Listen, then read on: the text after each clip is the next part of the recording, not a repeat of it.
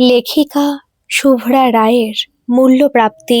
Tanmoy ICU এর সামনে দাঁড়িয়ে ছটফট করছে। চোখের জল কিছুতেই বাদ মানছে না। মাঝে একবার দেওয়ালে নিজের কপাল ঠুকতে শুরু করেছিল। তন্ময়ের ছোট পিসি দেখতে পেয়েই ছুটে এসে বুকে জড়িয়ে ধরে ফেলে। বাবু, নিজেকে এইভাবে শাস্তি দিস না বাবা, তোর মা ফিরে আসবেই। ঈশ্বর এত বড় অধর্ম হতে দেবে না রে। তোকে ছেড়ে তোর মা যাবে না দেখিস। না পিসি, আমি এত বেশি নিজের কেরিয়ার নিয়ে ব্যস্ত হয়ে পড়েছিলাম যে আমি মায়ের কথা ভুলে গেছিলাম। আমার স্বার্থপরতার জন্য আজ আমাকে এই দিন দেখতে হলো। আজ মা আইসিইউতে ভর্তি, লাইফ সাপোর্টিংয়ে রাখা হয়েছে। মায়ের বাঁচার ইচ্ছে শক্তি অনেক দিনই নিঃশেষ হয়ে গিয়েছিল। শুধুমাত্র আমার শান্তি, আমার সুখের কথা চিন্তা করে নিজেকে ওই পাষণ্ডর হাতে সঁপে রেখেছিল। আমি তো জানতাম আমি ঘরে একটা বিকৃত মস্তিষ্কের অত্যাচারীর হাতে মাকে ছেড়ে যাচ্ছি। 7টা বছর কি অশান্তিটাই মা একা সহ্য করে চলেছিল একাকী। এই যে শুনুন, এখানে এইভাবে এত গোলমাল করছেন কেন? এটা আইসিইউ, এখানে ক্রিটিক্যাল পেশেন্ট রয়েছে। আপনারা তলায় ওয়েটিং রুমে যান। একজন নার্স আইসিইউ থেকে বেরিয়ে এসে বললেন। ভাগ্যিস মনে করিয়ে দিলেন, না হলে জানতেই পারতাম না। I am also a doctor. আমরা আইসিইউ থেকে দূরে বাইরে করিডোরে দাঁড়িয়ে আছি। আর আপনি হয়তো জানেন না, আইসিইউ রুমটা সাউন্ড প্রুফ। ফালতু কথা বাড়াবেন না। চোখ মুছতে মুছতে ফোঁস করে ওঠে তন্ময়। নার্স কিছু বলতে যাবে, অমনি একটু দূরে দাঁড়িয়েছিলেন দিব্যজ্যোতি। এগিয়ে এসে বললেন, ঠিক আছে ঠিক আছে, আমরা তলায় যাচ্ছি। আমি নয়, তুমি যাবে এখান থেকে। কি কারণে দাঁড়িয়ে আছো প্রফেসর দিব্যজ্যোতি সেন?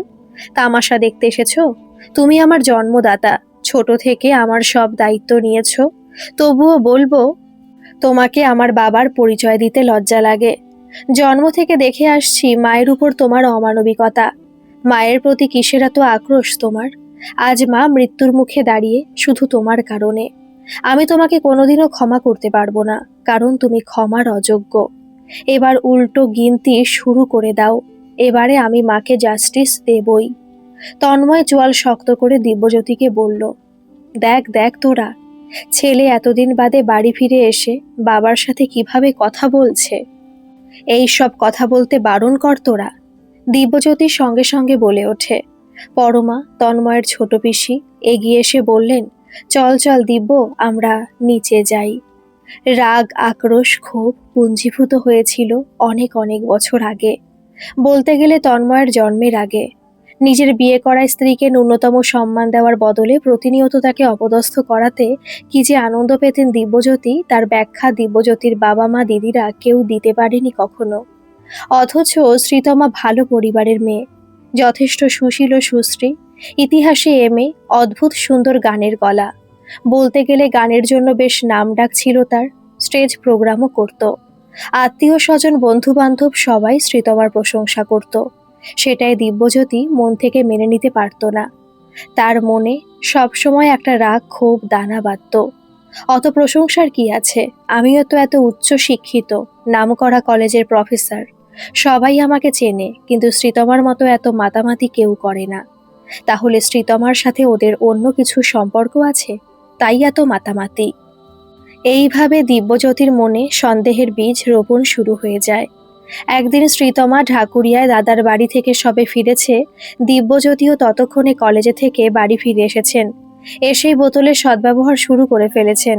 হঠাৎই কথা নেই বার্তা নেই দিব্যজ্যোতি শ্রীতমার হাত ধরে টানতে টানতে শোবার ঘরে নিয়ে এলেন। বাস স্ট্যান্ডে লোকটাকে ছিল, তোমার পাশেই দাঁড়িয়েছিল। তোমার সালোয়ারের ওড়না উড়ে লোকটার হাতে লাগছিল। দিব্যজ্যোতি দাঁত কিরমির করে শ্রীতমাকে প্রশ্নটা ছুড়লেন। শ্রীতমা অবাক হয়ে তাকিয়ে রইল। তারপর জিজ্ঞাসা করলো, বাস স্ট্যান্ডে কে দাঁড়িয়েছিল আমি কি করে জানবো? তাছাড়া তুমি আমাকে বাস স্ট্যান্ডে দেখলে কিভাবে? তুমি তো তখন কলেজে থাকো, আর আমাকে বাস স্ট্যান্ডে দেখেও গাড়িতে তুললে না কেন? চোখ রাঙিয়ে ঝেঁঝিয়ে উঠলেন দিব্যজ্যোতি। ওরে বাবা, কত প্রশ্ন! জানো না তুমি কে ছিল লোকটা? না, জানি না। শ্রীতমা চেঁচিয়ে উঠল, এত গলাবাজি করছো কেন? কেন? তোমার বাবার কাছ থেকে গাড়ি নিয়েছি যে তোমাকে গাড়িতে তুলতে হবে? চোরের মায়ের বড় গলা হয় জানো তো। বলেই শ্রীতমার টুটি চিপে ধরেন দিব্যজ্যোতি। আহা করে চিৎকার করে ওঠে শ্রীতমা। পাশের ঘরে তন্ময় পড়ছিল। মায়ের চিৎকার শুনে ছুটে আসে। কি হয়েছে মা? ওই দেখো, মায়ের ছেলে এসে হাজির। কিছু হয়নি রে তোর মায়ের, তোর মা দিব্যি আছে রে।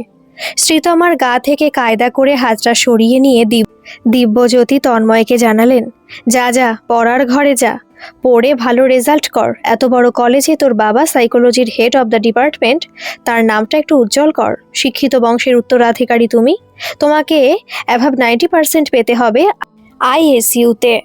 শ্রীতমা কান্না বোঝা কণ্ঠে মেকি হাসি মুখে নিয়ে ছেলেকে বলে, বাবু তুমি পড়তে যাও, আমি তোমার জন্য হরলিক্স করে নিয়ে যাচ্ছি।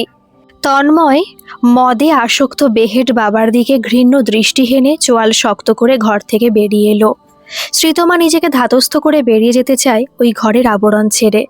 তখনই দিব্যজ্যোতি বলে ওঠে, আমাকে চোখের ধুলো দিয়ে পার পাবে না। একবার বছর 8 আগে শ্রীতমা তার ছোট ননদের বাড়ি যায়।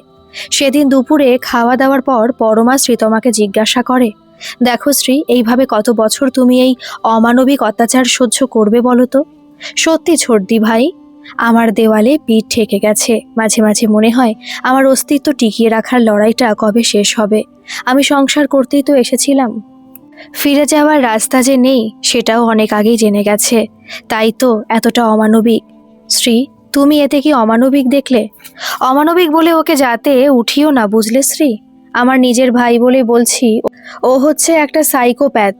ও যে তোমার স্বামী এটা শুধু তোমার দুর্ভাগ্য নয়, আমাদেরও দুর্ভাগ্য। আমরা একই মায়ের সন্তান। সত্যি দিদি ভাই, আমি তো সংসার করব বলেই তো মা বাপির কথা এই বিয়েতে রাজি হয়েছিলাম। এই সেন বাড়িতে সবাই উচ্চশিক্ষিত, শ্বশুরমশাই এত বড় কলেজের প্রিন্সিপাল, শাশুড়িমা স্কুলের শিক্ষিকা, তোমরা 2 বোন এত উচ্চশিক্ষিত, সেই বাড়ির ছেলে সাইকোলজিতে ডক্টরেট, নামকরা কলেজের প্রফেসর। বলো তুমি, কখনো কি ভাবতে পেরেছিলাম আমার স্বামী শিক্ষিত লোকের মুখোশ পরা একটা পাষণ্ড? শুধু পাষণ্ড তো নয়, তার সাথে সাইকোপ্যাথ। লোকটার মনের ভিতর কত আবর্জনা ভরে আছে। কোনোদিন কোনো মেয়েকে সম্মানের চোখে দেখেনি। এই যে ওর কাছে বাচ্চা বাচ্চা ছেলে মেয়েগুলো পড়তে আসে, ওই সব মেয়েগুলোকে সুবিধার চোখে দেখে নাকি? ওদের ছুতে না পারা নিদারুণ আস্ফালন ওকে সারাদিনই উত্তেজিত করে রাখে। আমার মতামতের কোনো ধার ধারে না। যখনই মনে হলো আমাকে বিছানায় ব্যবহার করে নিল। ঘেন্নায় আমি রিক্ত। বিয়ের প্রথম মনে হতো আমার ভালোবাসায় ও হয়তো পাগল, তাই বোধহয় আমাকে নিয়ে এত উন্মত্ততা। পরে ধীরে ধীরে জানতে পারি দিব্য একেবারেই অপ্রকৃতস্থ একজন মানুষ, এবং যখন ধীরে ধীরে জানতে পারলাম আমি শুধুই ওর ব্যবহারযোগ্য, তখনই আমি ওকে আর সহ্য করতেই পারি না। মনে যদি একটুকু ভালোবাসা থাকতো তাহলে কি পারতো নিজের স্ত্রীকে এইভাবে অশ্রাব্য ভাষায় গালিগালাজ করতে, পরপুরুষের সাথে নিজের স্ত্রীর অস্তিত্ব কল্পনা করতে? ছি ছি। শ্রীতমা হু হু করে কেঁদে ওঠে। কেঁদো না শ্রী, ওই পাষণ্ডটার জন্য চোখের জল ফেলো না। আমার আর দিদির খুব ভয় হয়, ও তোমাকে কোনোদিন সন্দেহের বশে মেরেই না ফেলে। আসলে কি জানো, ওকে একটা ঠাটিয়ে চড় মারার লোক নেই তো, তাই ওর এত বাড়ন্ত। আমরা ওর 2 দিদি ওকে অনেক বুঝিয়েছি, ভয়ও দেখিয়েছি, কোনো লাভ হয়নি। চোখের জল মুছে শ্রী ফোঁস করে ওঠে, মারবে মানে? আমি এবার ডোমেস্টিক ভায়োলেন্সে কল করব। তাছাড়া তোমরা আমার 2 ননদ, আমার নিজের দিদির থেকেও আপন। তোমরাই তো আমার কাণ্ডারি। এত সহজে আমার তরি ডুববে না দিদি ভাই। জানো ছোটদি ভাই, কাল গানের ক্লাস থেকে সবে ফিরেছি। ঘরে ঢুকে ঘেমো চুড়িদারটা বদলে কাচার বালতিতে ঘেমো জামাটা ফেলেছি। হঠাৎ কি হলো, তোমার ভাই চুড়িদারটা বালতি থেকে তুলে তার গন্ধ শুকছে। আমি তাকাতেই বলে আমায়, সেন্ট মেখে সিগারেটের গন্ধ ঢাকার চেষ্টা চলছে দেখছি। আমার নাককে ধোকা দিতে পারবে না, আমি ঠিক পুরুষের গন্ধ চিনতে পারি। চুপ করো শ্রী, আর নোংরা কথা শুনতে পারছি না। পরমা ছিছি করে ওঠে। হ্যাঁ দিদি ভাই, আমি এখন শুধু তন্ময়ের বড় হবার অপেক্ষায় আছি। ও কোথাও প্রতিষ্ঠিত হলে আমার সব কর্তব্য শেষ। তারপর আমি যেদিক 2 চোখ যায় চলে যাব। এখন তন্ময় সবে ক্লাস 4, আমাকে অনেক অত্যাচার সহ্য করতে হবে। হ্যালো নীলাঞ্জনা, কি বলো? কি ব্যাপার বলো তো তন্ময়, আমাকে তুমি এড়িয়ে এড়িয়ে যাচ্ছ। কই এড়িয়ে কোথায় যাচ্ছি তোমায়? নীলাঞ্জনা, তুমি ভুল ভাবছো। কাজের কি চাপ যাচ্ছে তুমি তো দেখতেই পাচ্ছ। সকাল বিকাল 2 বেলা ওয়ার্ডে যেতে হচ্ছে।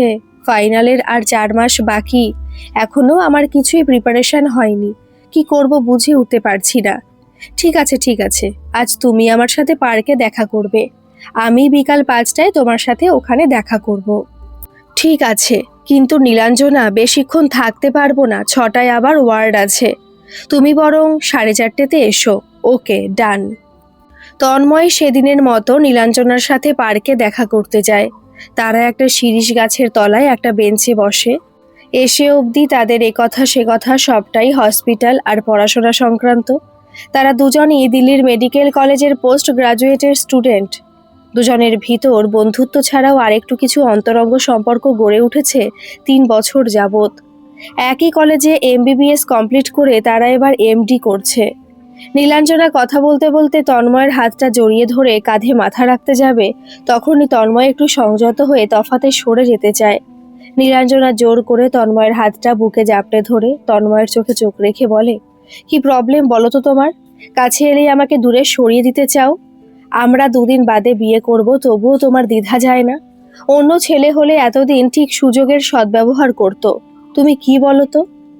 যে স্পর্শকে সম্মান দিতে পারবো না আমি, সে স্পর্শকে ব্যবহার করতে পারবো না আমি, বলতে পারো রুচিতে বাঁধে। মাথা নিচু করে তন্ময় উত্তর দেয়। নীলাঞ্জনা বলে ওঠে, তোমার ভালো মানুষই আমাকে বড্ড রাগায়। বলবে তো কি হয়েছে, কেন সম্মান দিতে পারবে না? নীলাঞ্জনা, আমি যে পরিবারে থাকি সেখানের পরিবেশ তোমার পক্ষে উপযুক্ত নয়, এর থেকে বেশি কিছু বলতে পারবো না। এই তন্ময়, তোমার ওই আধসিদ্ধ কথাগুলো আমার ঠিক করে হজম হয় না, খুলে বলো। খুলে আর কি বলবো, তুমি যে পরিবেশে বড় হয়েছো সেটা আমার পরিবেশের থেকে অনেক অনেক শান্তিপূর্ণ। তাই বলছি, ডক্টর সেনগুপ্ত তোমার জন্য যে পাত্র ঠিক করতে চায় তাকে বিয়ে করলে তুমি অনেক শান্তিতে থাকবে।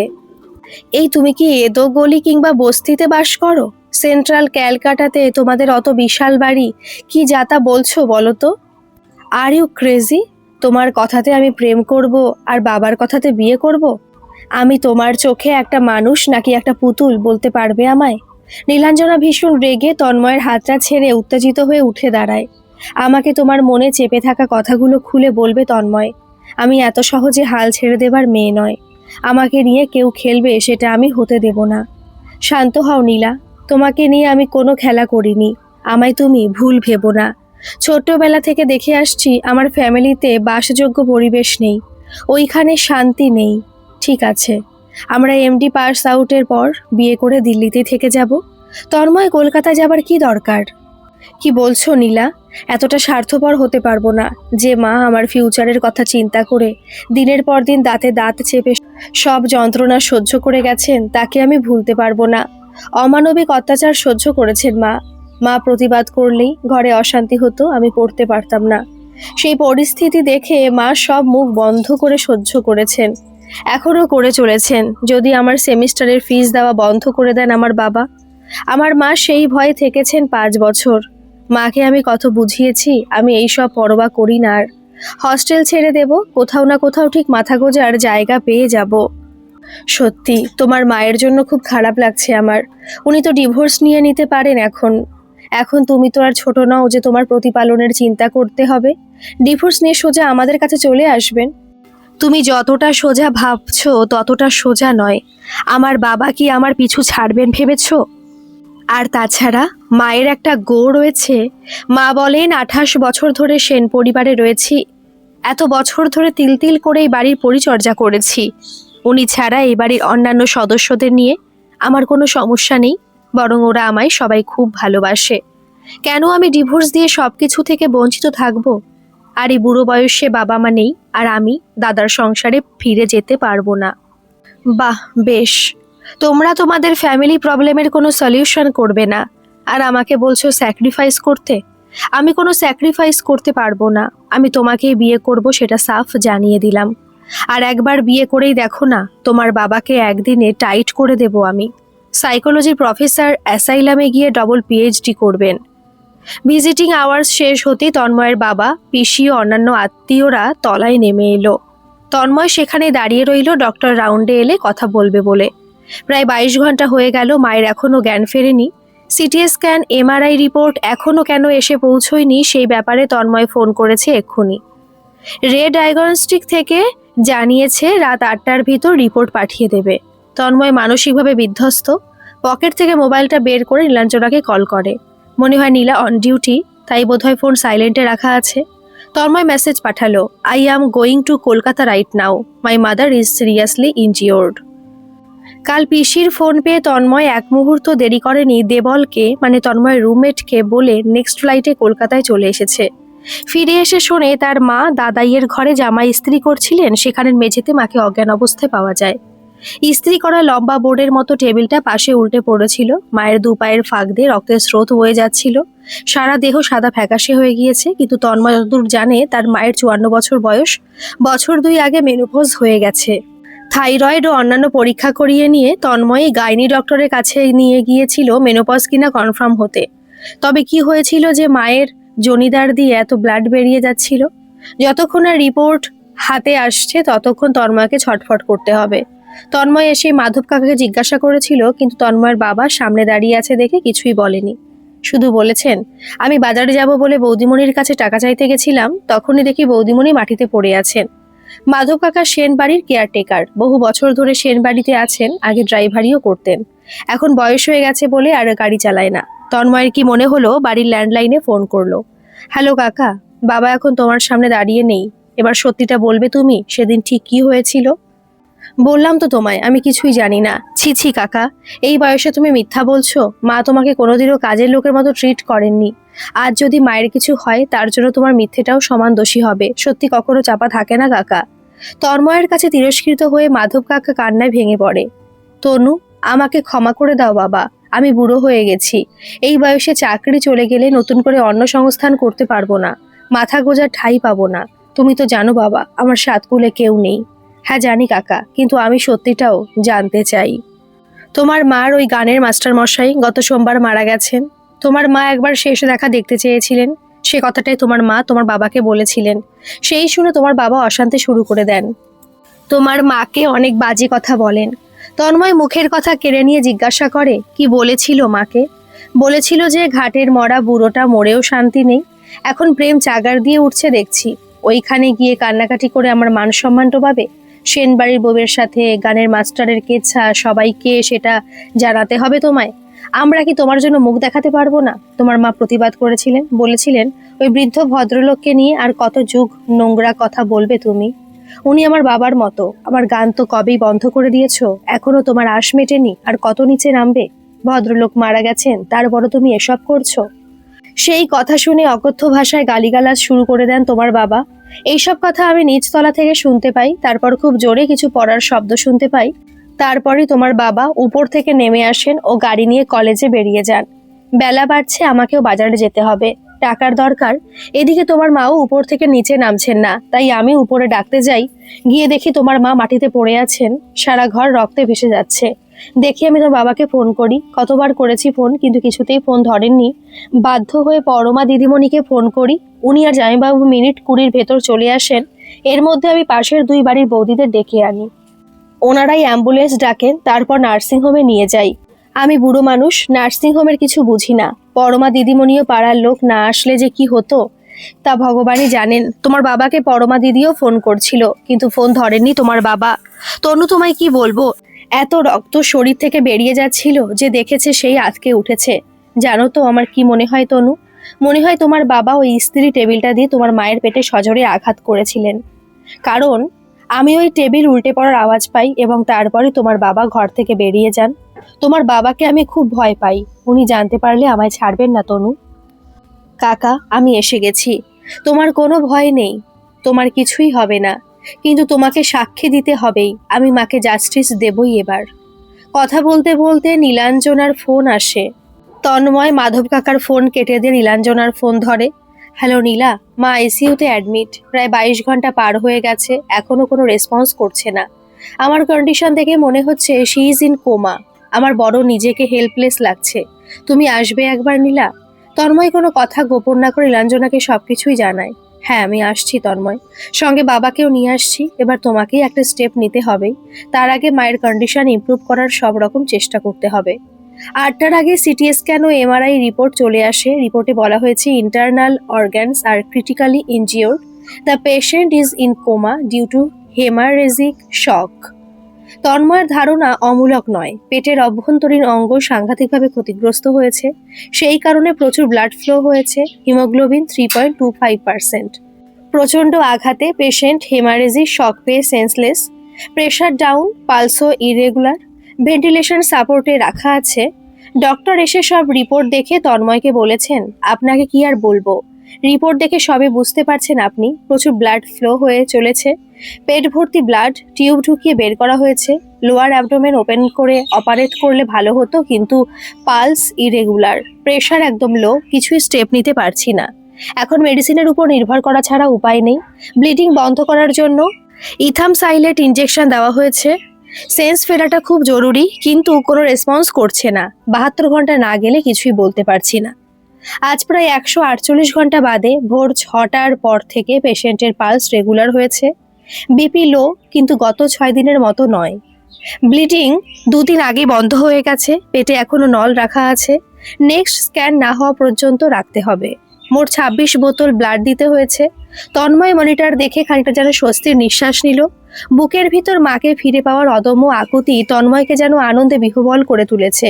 সে আইসিইউ থেকে বেরিয়ে ছোট পিসি বড় পিসিকে ফোন করে জানায়।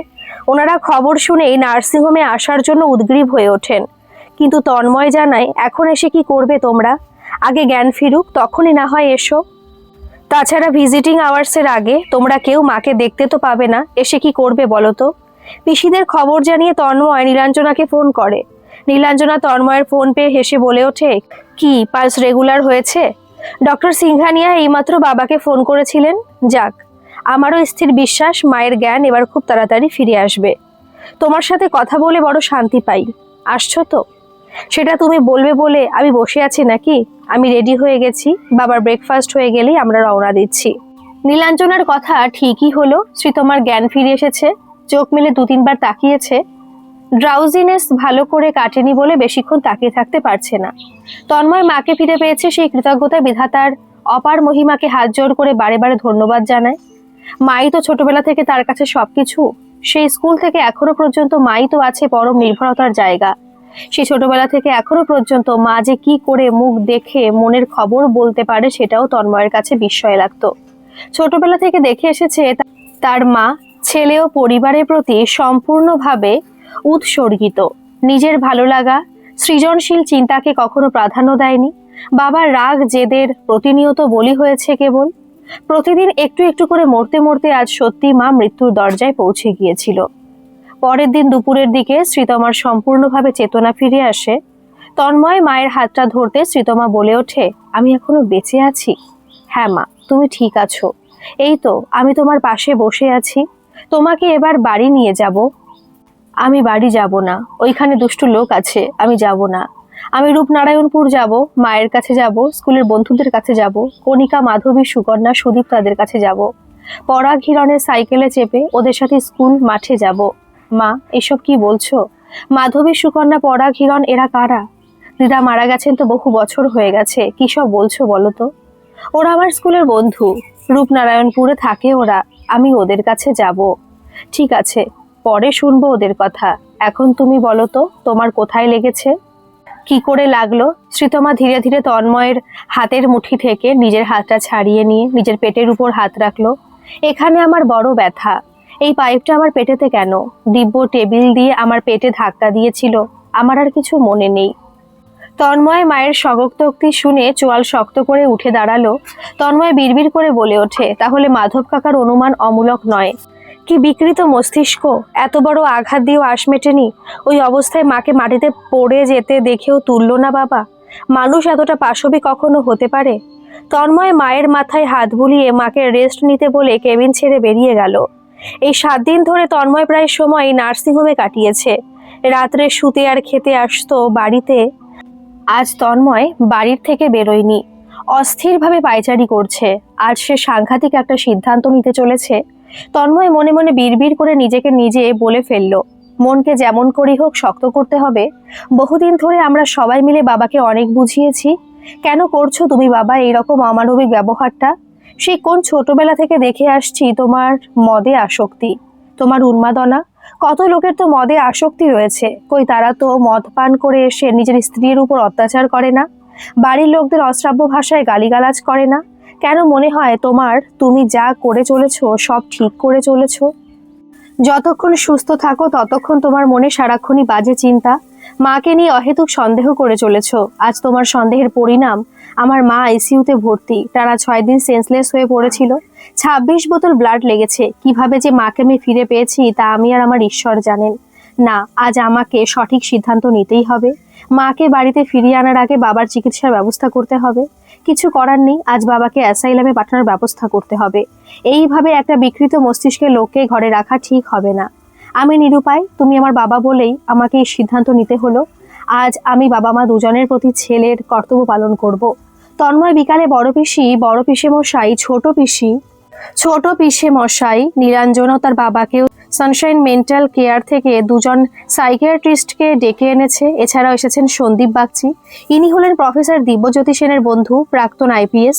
সন্দীপ বাগচি শ্রীতমাকে খুবই স্নেহ করেন। শ্রীতমার এই পরিণাম শুনে খুবই বিচলিত হয়ে পড়েছেন, তাই তন্ময় একবার ডাকাতেই চলে এসেছেন। ড্রয়িং রুমে সবাই অপেক্ষারত। মাধব কাকা উপরে গিয়ে দিব্যজ্যোতিকে ডেকে এসেছে, কিন্তু তা সত্ত্বেও দিব্যজ্যোতি আসছে না দেখে তন্ময় এবার উপরে ঘর থেকে তার বাবাকে নিয়ে আসে। নিচে নেমে সবাইকে দেখে দিব্যজ্যোতি একেবারে হতভম্ব। এ কি আপনারা সবাই? বর্দি সর্দি কি ব্যাপার তোমাদের? জামাইবাবুদের নিয়ে চলে এসেছিস কিছু খবর না জানিয়ে? কি ব্যাপার সন্দীপ, তুই এখানে? দিব্যজ্যোতি বিস্ময়ে জিজ্ঞাসা করে বসলো, বাবা তোমাকে এত প্রশ্ন করতে হবে না, তুমি সোফায় বসো, তোমার সাথে আমাদের কিছু কথা আছে। কেন, আমার সাথে কি কথা থাকতে পারে? আমি একজন ব্যস্ত লোক, আমি সবার সাথে উইদাউট অ্যাপয়েন্টমেন্ট কথা বলি না। দিব্যজ্যোতি ঝাঁঝিয়ে উঠল, তোমার ঝাঁঝানো কথা এবার বন্ধ করো বাবা, তুমি সহ্যের বাইরে চলে গেছো। এবার আমি প্রশ্ন করব, তুমি উত্তর দেবে। মায়ের পেটে কি করে আঘাত লাগলো বলবে তুমি আমায়? আমি কি করে জানবো তোমার মায়ের পেটে কি করে লেগেছে? তাছাড়া বাইরের লোকের সামনে এইসব কথা জিজ্ঞাসা করছিস কেন? আবারও দিব্যজ্যোতি রেগে চিৎকার করে উঠল, দিব্য, মিথ্যা কথা বলা থাম এবার। শ্রীতমা নিজে মুখে বলেছে তুই স্ত্রী টেবিলটা দিয়ে ওর পেটে ধাক্কা মেরেছিস, প্রচন্ড আঘাতের ইন্টারনাল হেমারেজ হয়েছে, মেয়েটা কোমায় চলে গেছিল, মেয়েটা মাটিতে পড়ে গেছে দেখেও তুই তাকে মাটি থেকে তুলিসনি। মাধব আর আমি তোকে কতবার ফোন করেছি, তুই ফোনও ধরিসনি। কি পাষণ্ড তুই, তোর কোনো দয়ামায় নেই শরীরে? হা হা, কোমা থেকে কেউ আবার ফিরে আসে নাকি? দিব্যজ্যোতি হেসে ওঠে। দিব্যজ্যোতি, এখানে সিরিয়াস আলোচনা হচ্ছে, তোমার এই সময় হাসি পাচ্ছে? সন্দীপ বাগচি থাকতে না পেরে বলে ফেলে, বাবা আজ তোমার কাছে দুটো রাস্তা খোলা আছে। মা যদি তোমার এগেনস্টে ডোমেস্টিক ভায়োলেন্সে কমপ্লেন করে স্টেপ নেয় তাহলে নয় করে তোমার 6 বছর জেল তো হবেই, ঠিক কি না সন্দীপ কাকু? একদম ঠিক, সন্দীপ বাগচি বললেন। আর একটা রাস্তা খোলা আছে বাবা, যেখানে গেলে তোমার মানসিক অসুস্থতার ট্রিটমেন্ট হবে, হয়তো তুমি একদিন সুস্থ হয়েও যেতে পারো। বলো কোনটা তুমি চাইবে? আমি বলি কি, তুমি দ্বিতীয় রাস্তায় যাও, আর যাবার আগে নার্সিংহোমের বিল 4,75,000 রয়েছে, তার জন্য চেক কেটে দেবে তুমি। মামার বাড়ির আবদার পেয়েছো তুমি, বাবাকে চমকাচ্ছ? দিব্যজ্যোতি, এতে চমকানোর কিছু নেই, তুমি অসুস্থ, তোমাকে অ্যাসাইলামে যেতে হবে। আমি বন্ধু বলেই তোমাকে সঠিক পরামর্শ দিচ্ছি, আর না হলে শ্রীতমার কাছে লোকাল থানা থেকে লোক যাবে। দিব্যজ্যোতি সেন সোফায় বসে রাগে ফুঁসছে, নিজেই বিড়বিড় করছে, সব কটাকে আমি দেখে নেব। সেদিন প্রফেসর দিব্যজ্যোতি সেনকে সানশাইন মেন্টাল কেয়ারে পাঠানো হয়। গাড়ি ছুটছে জিটি রোড ধরে, পিছনের সিটে নীলাঞ্জনার কাঁধে মাথা রেখে শ্রীতমা বসে আছে। নীলাঞ্জনার ডান হাতটা শ্রীতমার বাঁ হাতের মুঠিতে রয়েছে। ভারী পছন্দ হয়েছে তার বৌমাকে। শ্রীতমা বলে, এ তার নীলপরি। বুকের ভিতরে পুরনোকে ফিরে পাওয়া টান উত্তেজনা, তার সাথে ছোটবেলার ভালো লাগাগুলো মিশে তখন তোলপাড় করে চলেছে। বুকের পাঁজরের এখাজ ওখাজ তখন স্মৃতির শুকনো ডালপালাগুলিকে সরিয়ে টাটকা বাতাসের ঘ্রাণ নেবার জন্য শ্রীতমার মন বড়ই ব্যাকুল।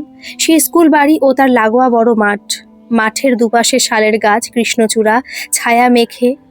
রৌদ্রোজ্জ্বল দুপুর কি এখনো অপেক্ষা করছে শ্রীতমা, কণিকা, মাধবী পড়া হিরণদের জন্য? হিরণের সাইকেল শেখার কথা এখনো মনে পড়ে, সুকন্যার সাথে গানের লড়াই, না থামা সেই গানের স্রোত। অজয়ের পারে হারিয়ে যেত যখন বাবা শীতের ছুটিতে নিয়ে যেত অজয় নদীর ধারে। এই 54 বছর বয়সে হয়তো সেই সব ভালো লাগা হারিয়ে গেছে স্মৃতির অতল গহ্বরে। তবুও সেই মাটির বুক থেকে সোদা সোদা ঘ্রাণ ঠিকই নিতে পারবে মনে হয় শ্রীতমা। গাড়ি এ রাস্তা ও রাস্তা দিয়ে অবশেষে এসে পৌঁছায় স্মৃতি বিজড়িত ভঙ্গুর প্লাস্টার খসা ইটের দাঁত বের করানো স্কুল বাড়ির সামনে। শ্রীতমা আনন্দে পাগল হবার জোগাড়। গাড়ি দরজার হ্যান্ডেল হাতড়ে যাচ্ছে, ড্রাইভার ইন্টারলক খুলে দিতে শ্রীতমা গাড়ি থেকে ঝপ করে নেমে পড়ে। মনের সাগর তটে আছড়ে পড়ে গানের ঢেউ। আনো সাথে তোমার মন্দিরা। চঞ্চল নৃত্যের বাজিবে ছন্দে, সে বাজিবে কঙ্কন, বাজিবে কিঙ্কিনি, ঝংকারিবে মঞ্জির রুনু রুনু। গল্পটি কেমন লাগলো অবশ্যই কমেন্ট করে জানাবেন, আর ভালো লাগলে একটা সাবস্ক্রাইব করে আমার পাশে থাকবেন। ধন্যবাদ।